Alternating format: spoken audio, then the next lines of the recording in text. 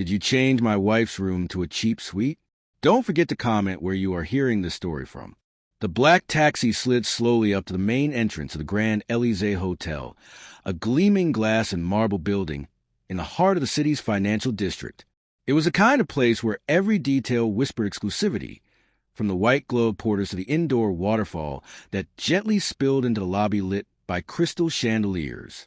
It was the kind of place where everyone seemed to know exactly who belonged and who didn't. From the back seat stepped Abigail Martins, elegant and composed. Her dark, alert eyes missed no detail, though her expression was soft, almost restrained. She wore a beige, straight-cut dress of fine fabric, mid-height heels, subtle earrings, and a linen shawl draped over her shoulders. She bore no logos, no visible brand, but paradoxically, her presence radiated a kind of sophistication that money couldn't buy. She thanked the driver, paid the fare with a slight nod, and pulled her dark brown rolling suitcase with leather corner guards. It was a quiet, elegant suitcase, just like her. She walked straight ahead, with impeccable posture, and stopped at the reception desk. "Good afternoon. I have a reservation under the name Dr. Abigail Martins," she said with a polite smile. The receptionist, a young white woman with hair tied back and a wine-colored blazer, wearing the automatic smile of a five-star hotel, typed the name into the system. Upon reading the details on the screen, she furrowed her brow slightly, and the usual cordiality turned into disguised hesitation. "One moment, please." She forced a new smile and typed faster. Abigail remained silent. Her eyes rested on a marble wall behind the reception, where the reflection of the lobby was interrupted by golden panels. No change in her expression, no anxiety. She seemed to have been through this before, and through much worse. The receptionist cleared her throat and said with practiced sweetness, "Do you have the reservation confirmation?" Abigail took from her phone an email with the reservation number. "Presidential suite. 3 nights. Check-in today at 5 p.m. She showed the screen. "Yes, it's all here. Confirmation number 42,739 kilograms. Reservation made with Mr. Peter Duval, International Events Manager." "Oh, of course, of course. Dr. Abigail, just a moment," replied the receptionist, now slightly flushed but still disguising it. She leaned to the side and discreetly called a supervisor. The man arrived with quick steps and an alert expression. Also white, wearing a tie and a senior service badge. They spoke in whispers, both casting brief glances at Abigail, as if trying to size her up without seeming to. She stood still, impeccable, taking no step, not disturbed, just waiting. "Doctor, first of all, we apologize. It seems there was a small mix-up with your suite," said the supervisor, now taking charge of the situation. Abigail raised an eyebrow. "A mix-up?" "Yes, due to a system error. The presidential suite was assigned to another guest this morning, also attending the event. But we have a junior executive suite available with all necessary amenities, including complimentary coffee and spa upgrades. We hope you understand." Abigail fixed her gaze on him a second longer. She took a deep breath, controlling the urge to say what she really thought. After all, she knew that the other guest was a white woman. She knew her reservation was made well in advance. She knew her name, though preceded by doctor, did not inspire the same kind of reverence in places like this. But more than anything, she knew how to wait. "Very well. I accept the suite you have available," she replied calmly. "But please ensure the general manager is informed of what happened." The supervisor smiled, relieved though he didn't know why. Abigail took the key card and thanked him. The receptionist, visibly uncomfortable, avoided eye contact. She turned and walked toward the elevators. Along the way, she passed a group of guests arriving with expensive luggage and loud laughter. Across the lobby, a blonde woman posed for a selfie in front of the waterfall, the digital influencer now occupying a room reserved for Abigail. The elevator opened. Abigail entered alone. As the doors closed, she allowed herself a single expression of tiredness in her eyes, but only for a second. Inside the steel capsule of silence, she took out her phone and sent a short message. No drama, no exclamation points, Just what was necessary. I've arrived. They put me in another room. The presidential suite is occupied. I'll let you know when it's all sorted. Then she locked the screen and smiled discreetly at her own reflection. The silent war had already begun, but she wouldn't have to raise her voice. The truth would come, and it would arrive driving. The room wasn't bad. Far from it. The Junior Suite 507 was on a middle floor with a side view of the city. It had a gray velvet sofa, a neatly made queen-size bed, a mini-bar stocked with sparkling wines and imported waters, and a capsule coffee machine. For most guests, it would be a luxury. But that wasn't what bothered Abigail. What hurt, silently and intimately, was the meaning behind the switch. Because for someone like her, used occupying space is always said to be not for you. Every closed door, every sideways glance, every system error carried an ancestral echo. It wasn't about a room. It was about the place the world still tried to tell her she shouldn't occupy. She opened her suitcase calmly. Every piece of clothing folded millimeter by millimeter. She took out a garment bag with 2 long dresses and a cream blazer, outfits for the conference's sessions that would start the next day.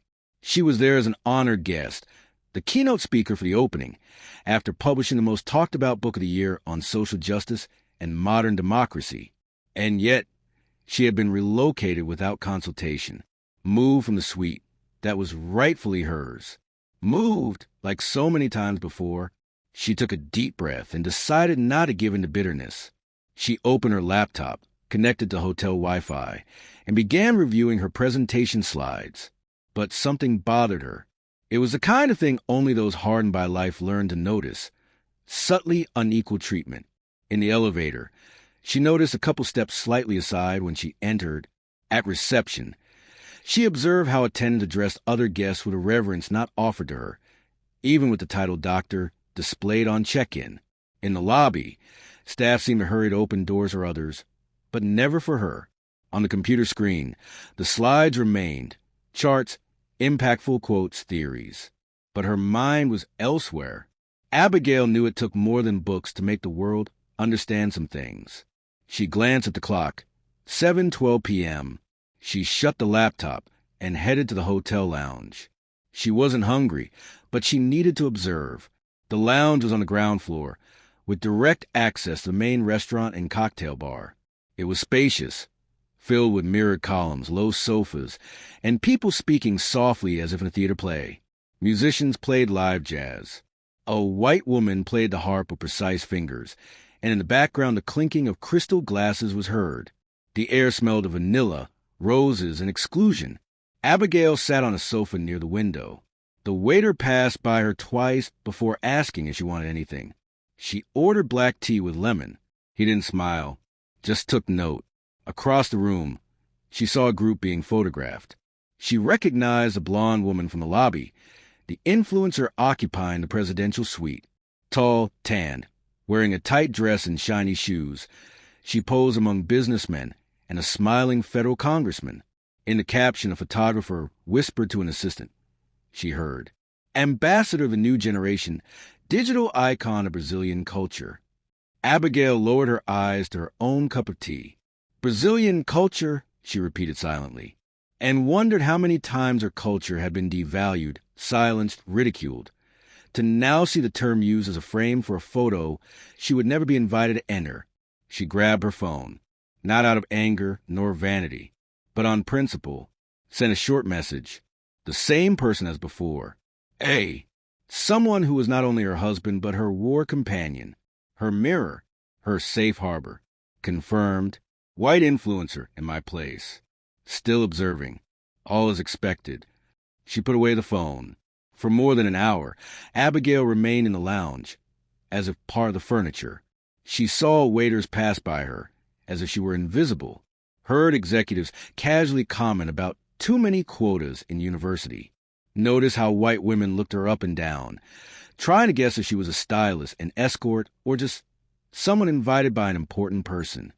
But what none of them knew was that she was the important guest, and no matter how much they tried to erase her, she had learned to resist with dignity.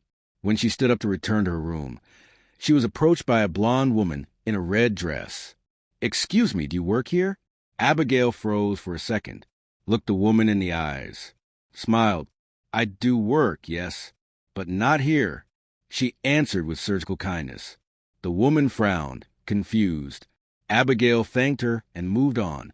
In the elevator, she felt anger rise, but controlled it as always. The fifth floor button blinked. She knew the night was not over. The game was just beginning. And on the next move, the world would hear her name. Not because she shouted, but because someone far more powerful was already on the way. The clock read 9:08 p.m. when the first saxophone notes echoed through the main hall of the Grand Elysee.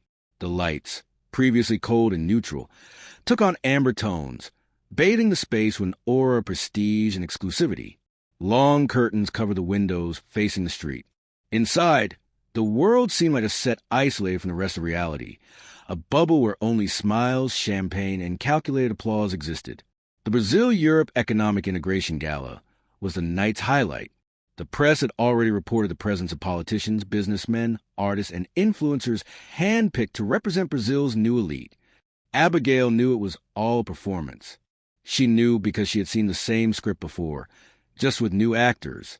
She approached the hall discreetly, keeping some distance from the cameras. She was not part of the official ceremony, nor invited to the VIP dinner, although, ironically, she was one of the country's foremost specialists on public integration policies. In fact, much of the articles cited in the event's report bore her signature, but no one there seemed to notice or care.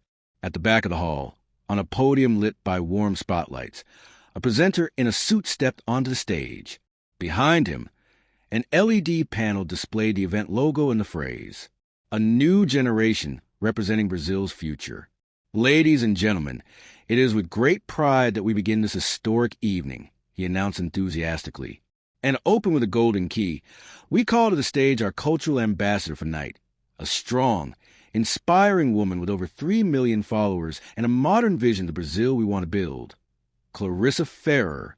Applause erupted throughout the hall. Lights directed toward the side entrance, where the blonde woman in a golden dress appeared. The same one Abigail had seen earlier posing for selfies in the lobby. Clarissa waved like a pageant queen, flashing automatic smiles in all directions. Applause, photos, phones raised in unison. A true spectacle. Abigail remained where she was, standing at the side of the hall, between a mirror column and an ornamental plant. She watched without blinking. Clarissa spoke on stage about overcoming challenges, social empathy, and inspiring women to reach the top, while Hotel's presidential suite, the one that should have been Abigail's, remained registered under her name. Every word spoken on stage sounded like a sharp irony. How can they talk about representation without seeing us? Abigail thought. How can they talk about social justice while erasing those who built the foundation of that discourse? She did not feel envy. She felt something deeper, a familiar dismay.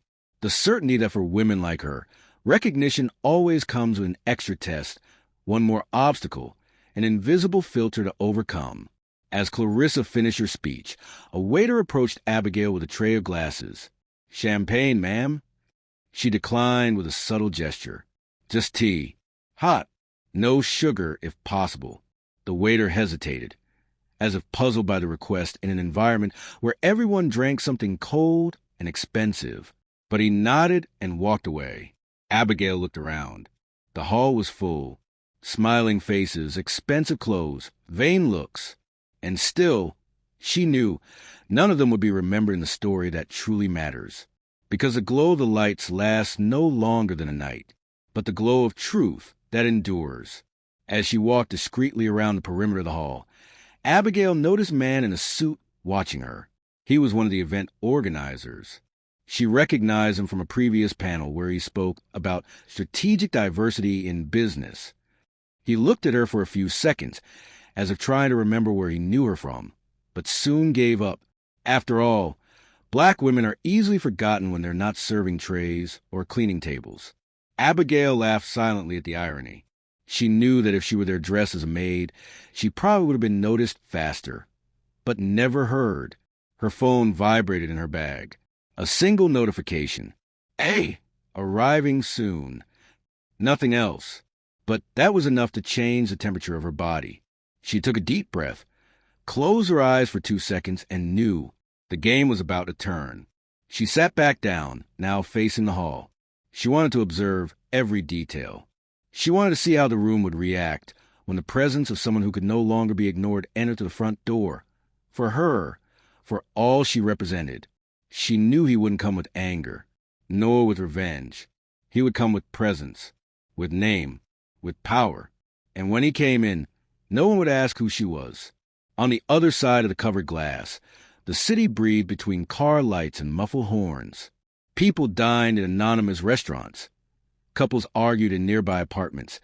Children slept unaware that nearby, in a bright and hypocritical hall, a silent woman was preparing an invisible but definitive change. She didn't shout, didn't make a scene. But that was precisely why the impact would be greater. Because when truth enters with serene face, the world falls silent. It was around 9:47 p.m. when Abigail rose from the armchair she had occupied for almost an hour. Her feet ached, not from hours of flying, nor from the medium heels she wore so naturally. They ached inside, from a pressure being somewhere she was not wanted, of breathing air saturated with appearances, where everyone smiles to the cameras but ignores the reality before their eyes. She walked calmly to a more discreet area of the hotel, passing through corridors decorated with abstract paintings and bronze lamps. She stopped in a small, silent indoor garden where the music from the hall didn't reach. There, the world seemed suspended, as if time had decided to pause just for her. The yellowish light from the lanterns cast long shadows on the stone floor, and the scent of night-blooming orchids was soft, almost imperceptible. It was there she took out her phone and breathed deeply. The screen lit up. There were a few notifications, an automatic email from the conference organizers, a message from a friend asking if she was settled in, and some random bank alert. But none of that mattered. She clicked straight on the pinned contact at the top of her list. The letter A, followed by a small golden key emoji. The last message she had sent, hours before, was still there, arrived, put in another room. Presidential suite occupied. Will let you know when everything's sorted. Now, she typed slowly. No hurry, no anger. Each letter measured with the calm of someone who had learned that real power is choosing the right moment to act. She was announced as the event's ambassador, occupying the presidential suite. Nothing has changed. I won't retaliate. I'll just observe. You decide if you intervene. Abigail stared at the screen for a few seconds before pressing send. She knew there was no pleading or demand here. It was a report, a silent passing of the baton. If he wanted to act, he would, and the world would hear. She put the phone away, sat back on the stone bench beneath a flowering vine, stayed there a few more minutes, letting the night air refresh her thoughts.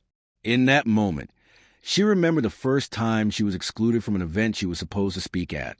She was 27, freshly minted Ph.D., and had stood at the door of an auditorium while the security guard checked the list 3 times, convinced she must be part of the cleaning staff.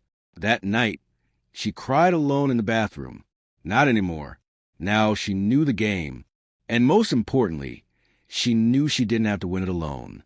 While the hall continued in celebration, with Clarissa posing for more photos and shallow speeches piling up at the microphone, Abigail was already back in her room. Junior Suite 507. She took a hot shower and dressed in a dark blue linen set. It wasn't a night for fighting or revenge. It was a night to keep her dignity. She sat in an armchair near the window and watched the city like one contemplating a living model. Cars coming and going, sirens in the distance, lives happening unaware of the theater set downstairs. The doorbell rang. For a moment, she thought it was hotel staff. But when she opened the door, she found a white envelope on the mat. No one in sight. She bent down, picked up the envelope. Inside, a handwritten note. Arriving in 15 minutes. Come down as you are. Let me do the rest. She didn't need a signature. She knew exactly who it was. She smiled at the corner of her mouth, closed the envelope carefully, and slipped it into her coat pocket. She stood, went to the mirror, fixed her hair into an elegant bun, put on dark wine lipstick, and grab her small purse. Nothing else was needed. Abigail stepped into the elevator alone. The digital display read Floor 5. She pressed the ground floor button, and the elevator began its descent with an almost imperceptible hum. In those few seconds, she relived every sideways glance in the day, every sharp word, every uncomfortable silence she had endured in the lobby, the restaurant, the reception. But now, something inside her was firm, not anger, but the peace that precedes justice. The peace that only comes when you know that this time, the world will not get away unscathed. On the ground floor, the event guests still mingled between the bar and the main hall. Photographers snapped last-minute pictures. Waiters replenished trays with more sparkling wine. And it was just then that the soft, deep sound of a different engine was heard. Outside, through the revolving glass doors, a silver luxury car with matte carbon finish was parking in front of the hotel. It was a limited edition Tesla Roadster, a model with fewer than 100 units worldwide. The valet ran to the door. The press turned their eyes. The security guard raised his hand to the radio. And then, the car door opened smoothly, revealing a black man with impeccable posture, navy suit without a tie, neatly trimmed beard, and direct gaze. It was Antonio Marquez, technology billionaire, global investor, one of the country's most discreet and influential men, and Abigail's husband. But he didn't rush in. He didn't make a scene. He walked slowly, with the confidence of someone who knows exactly what he's about to do. And while everyone turned their heads to watch him pass, Abigail was already there downstairs, waiting calmly at the side of the lobby, arms crossed, with the same calm look as always. Their eyes met. He didn't smile, nor did she, but there, in the silence of a look, something much greater was said. And everyone in that hotel was about to hear it. The world was spinning fast inside the Grand Elysee Hotel, but the energy in the lobby shifted the very second the spotlights at the main entrance caught the matte shine of the Tesla Roadster gliding to a revolving door. There was no honking, no rush, just the surgical precision of a man who knew exactly where he was, and, even more, who he was. The car stopped as smoothly as a Swiss watch, perfectly aligned with the red carpet laid out for the event guests. But in that moment, the carpet ceased to be just a symbol of prestige. It became a stage, and he was a triumphant entrance no one had anticipated. The sound of the electric engine shutting off was nearly imperceptible, but the silence that took over the space was deafening. At reception, the clerk who had assigned Abigail to a lesser room hours before stopped typing. The security guard near the hall straightened up. The eyes of the night manager, who was talking to a Chilean diplomat at the bar, shot to the glass door. The Tesla door opened. The man who stepped out didn't need an introduction. Tall, black skin gleaming under the warm lobby lights, impeccably tailored navy suit, brown leather shoes with subtle red soles. Details only the very rich know how to wear, without seeming excessive.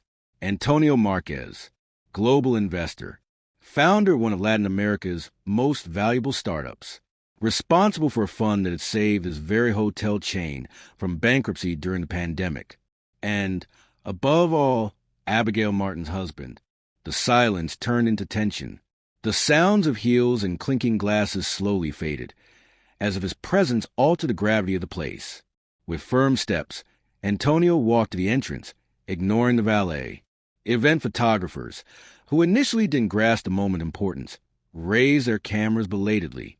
Clarissa Ferrer, still on the main hall stage, paused her speech for a moment, her gaze drifting to the unexpected movement outside.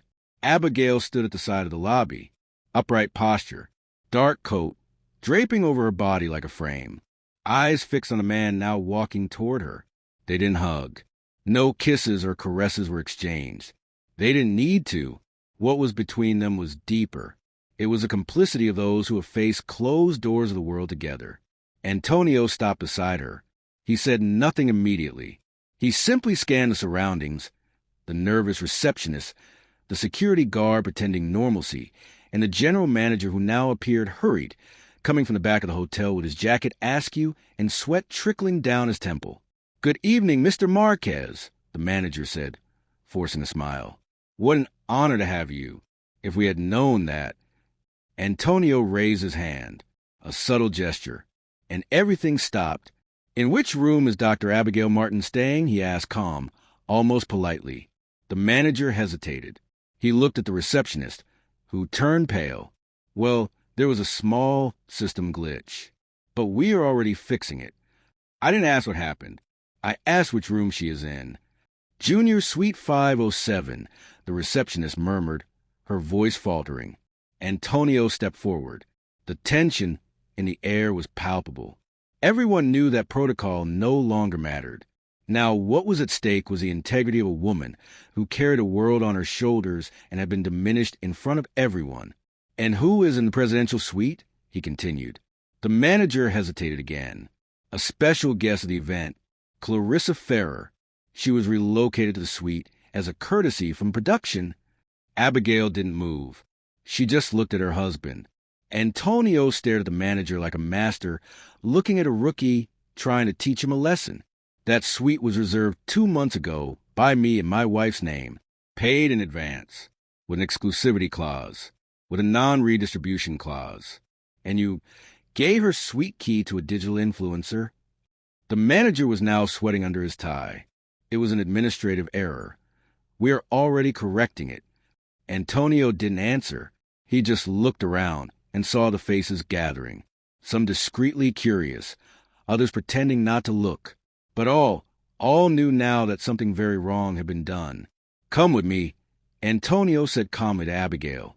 She nodded. Together, they walked toward the main hall where the event was happening. A trail of gazes followed them like streaks of fire. The live music stopped. The presenter, flustered, tried to improvise something. "And now," a brief musical moment while we prepare the closing. But it was too late. Antonio and Abigail climbed the stage stairs. Clarissa, still at the center of the platform, looked surprised. She murmured something to the production coordinator beside her, but no one moved a finger. With a steady microphone in hand, Antonio positioned himself. "Good evening," he said, firm voice. "I am not here as a billionaire, nor as an investor in the hotel chain where we are. I am here as a husband of Dr. Abigail Martins." The murmurs began to rise. Cameras lifted. Clarissa looked around, disconcerted. This woman by my side is a full professor, author of works that underpin much of the policies being discussed here tonight. She was invited, honored, but ignored, erased, and diminished by this institution, which decided that her skin, her name, and her demeanor did not fit the presidential suite. The hall went silent. They gave her room to an influencer, refused her presence at the dinner, and treated her as someone misplaced, even when she was the noblest soul in that lobby. Clarissa stepped down from the stage silently. The presenter disappeared to the side. Abigail then took the microphone from her husband's hands. I could be outraged. I could shout. I could threaten lawsuits or exposés. But I only want to say one thing. I am tired. Tired of having to be 5 times more qualified. Of needing a powerful husband to be heard. Tired of being pushed out of places I helped build. But today I am not sad. I am aware, and I hope you are too, because I may not sleep in that suite tonight, but I guarantee that from now on, no one will sleep peacefully with that conscience. Tentative applause began to build from those who understood what was being said. Others simply bowed their heads. The impact had been made. Abigail stepped down the stage with dignity. Antonio accompanied her. The path back to the lobby felt different, as if the floor now recognized her steps. Later, the hotel management would issue formal apologies. Clarissa would leave the hotel before breakfast, and the presidential suite would once again bear the name Abigail Martins. But none of that mattered as much as what was planted that night. Respect is not asked for, presence is not debated, and dignity will never again be removed with a click in the system. The echo of Abigail's last words still hung in the air as she descended the stage steps. There was no more music, no more speeches. There was only an uncomfortable silence, the kind of silence that is not empty, but full of averted gazes, frozen expressions, and an awkwardness that lingers in the room like smoke after a fire. The hall, once euphoric, now seemed like a collective body that had just heard a truth that hurt more because of its precision than its volume. She walked silently beside Antonio, and every step they took was like a reminder. We're not here to entertain you. We're here because we always have been. You just didn't want to see. Clarissa Ferrer, the influencer who had taken Abigail's place, sat on a sofa near the side of the stage, the cell phone still in hand, but now without the courage to record stories. Her followers might never know the subtle shame piercing her from within. She tried to keep her composure, but the truth carried a weight even designer heels couldn't support. Near the buffet table, the event host took a quick sip of champagne, trying to decide whether to return the microphone or discreetly disappear. The hotel manager was nowhere to be seen, maybe hiding in the office, maybe occupied with a desperate attempt to contact public relations. And meanwhile, Abigail simply walked calmly. Gradually, the guests began to move. Some pretended normalcy, resuming empty conversations about investments and trips. Others looked at Abigail as if just realizing they had ignored a brilliant presence out of pure habit. Some even, for the first time that night, wondered, who is she really? An elderly gray-haired lady, a renowned lawyer, approached discreetly. Dr. Abigail, excuse me, I didn't know it was you there in the lobby. Abigail just nodded politely. People only look when the title is displayed, she replied. But I've gotten used to the days when I had to be my own credential. Other guests also approached, hesitant. Some praised her courage. Others offered apologies that sounded more like attempts to ease their own conscience. But Abigail wasn't seeking recognition there. She wanted people to feel uncomfortable, because only in discomfort does change begin to sprout. Meanwhile, upstairs, inside the hotel management office, a phone rang nonstop. The call came from the international board of the chain. Someone, probably connected to Antonio Marquez, had already made contact. The night manager answered with trembling hands. The words he heard on the other side were not just reprimands, but institutional warnings. You put the hotel's name at risk. You put the brand's name on pages we don't control. And worse, you ignored a client whose public reputation can teach us more than any hired influencer. The manager just listened. He knew that the next day, the damage would not be just an internal comment. It would be a case discussed behind the scenes in the company's boardroom. Hours later, with the event officially over, some guests still roamed the corridors. Clarissa Ferrer had left the hotel discreetly. Her assistant cited sudden indisposition. The media, until then eager for photos of her at the event, now held back. No one wanted to be the first to publish the story, but everyone knew the video from that night was being shared behind the scenes. An amateur videographer, quietly filming behind the scenes, had recorded Antonio and Abigail's speech. The images shook a bit, but captured everything.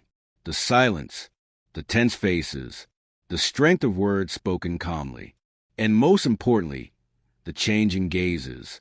Back in the room, now, finally, the presidential suite, Abigail took off her shoes and looked out the huge glass window toward the city skyline. Lights blinked in buildings. Cars rushed like veins in a tired body. Antonio was sitting on the sofa, reading something on a tablet. When she approached, he turned off the screen and looked into her eyes. You were perfect, he said. I was what I needed to be.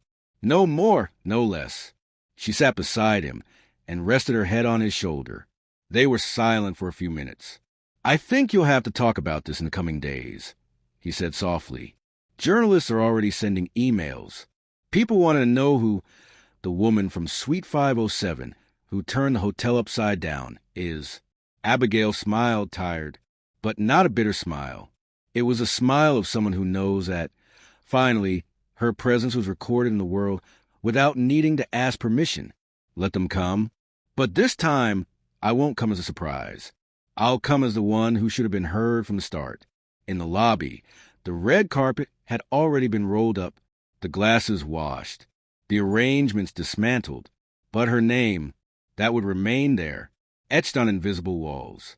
Because what happened that night wasn't just about a room swap. It was about who has the right to occupy the highest spaces. It was about who can arrive without being questioned. It was about who the system still insists on pretending not to see, until forced to. And now that the truth has been spoken, the hall would never be the same again.